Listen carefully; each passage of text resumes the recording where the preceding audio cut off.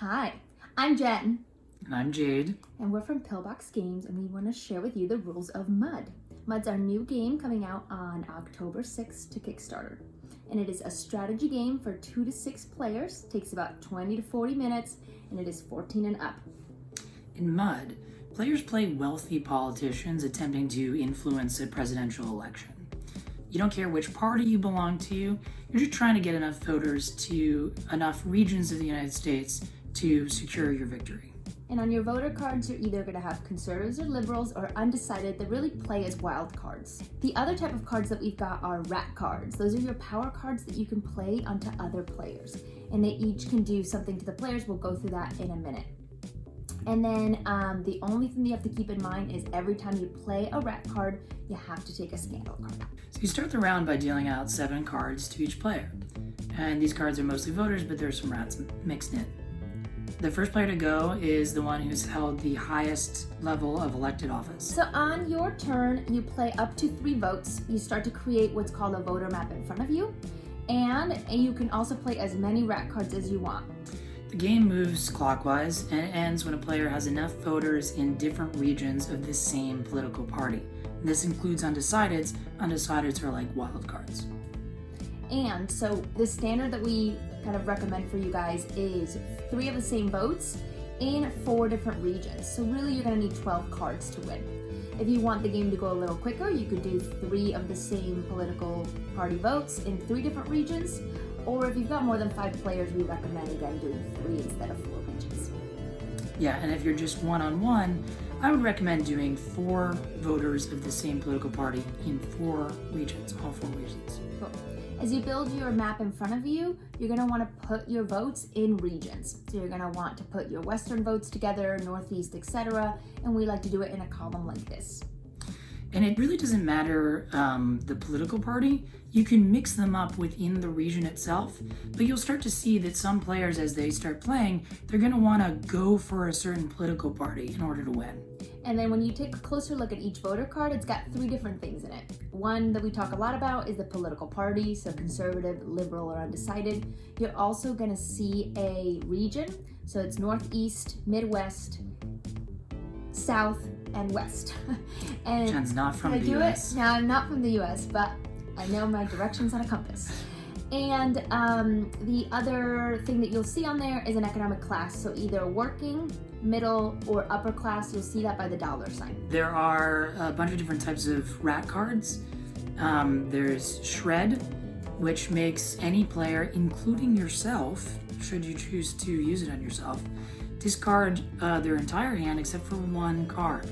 And this is important to note because when you start your turn, you don't draw. You draw at the end of your turn. So a shred card can actually be very powerful to use on another player. And if you just have terrible cards in your hand, it can be great because you're not allowed to just discard willy-nilly. And so there are 6 cards. You've got your dig card, which is allows you to reveal somebody else's scandal. That's the most that there are in the deck. Then you've got your steal, which allows you to steal 2 votes from any other player. You've got suppress, which is one of my favorites. It allows you to keep all other players from voting 1 less vote. So if everybody can vote up to 3 times per turn, so they would have to vote 2. Some special powers will go in to allow you to vote more times. They would just subtract 1 from theirs. There's shred that Jade was talking about. Skip lets you skip a player. And finally, spy lets you look at another player's hand and steal 1 card. And whenever a rat card is played, that player must also take a scandal. Mm-hmm. And a scandal can be looked at by the person taking it, but no other player should see that scandal. The scandal contains a unique punishment, and that is not enacted until somebody plays a dig card, which is another specialized rat card. When you play a dig card on another player who has scandals, you can pick which scandal you want to turn over. And whichever one you pick, they have to do the punishment written on that scandal. But just keep in mind that when you play a dig card, that's also a rat card, so you have to take a scandal when you play that as well. That's right. And then the other thing to keep in mind is it'll happen a little bit later in the game, but you can get a voting block. And what that is you've got 6 of the same economic class on your voting map. And you get the power, so like the powers that we're going to go through, you get it as soon as you have 6 on your board. And if you lose voters, you lose that block as well. Each of the powers do different things.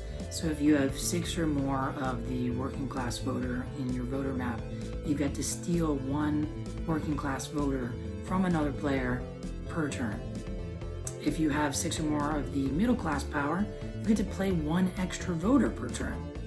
And if you have 6 or more of the upper class economic block, you get to bury a scandal. You do this by taking any scandal you want that you've incurred, discarding it, but then you also have to discard 1 of your upper class voters with it.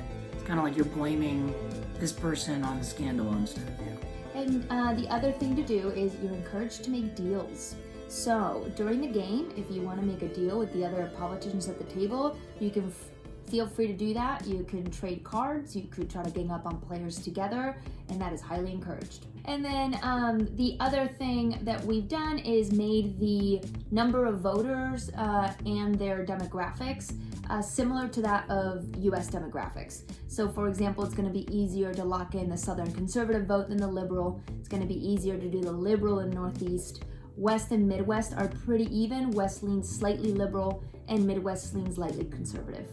And then there is one other rule that is called in pari delicto. Yeah, it's Latin for an equal fault. And it means that you can share the responsibility of a single scandal among 2 players. So this is very powerful if you want to go in on some kind of deal where you're using somebody's rat card to have an advantage.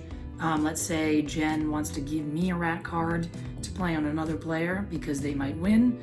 I might say, I'll do it if you do in pari delicto with me. And we would share the responsibility of the scandal instead of her just giving me that power, doing her bidding, and me taking all the blame for it. So anyway, we hope that you have fun playing this game, and we also encourage you to go vote. Yes, go vote. Yeah, just go vote. Just do it. Just vote. Just vote If already. you could just vote, that'd be really great. That'd be really Okay, cool. thank you. Bye.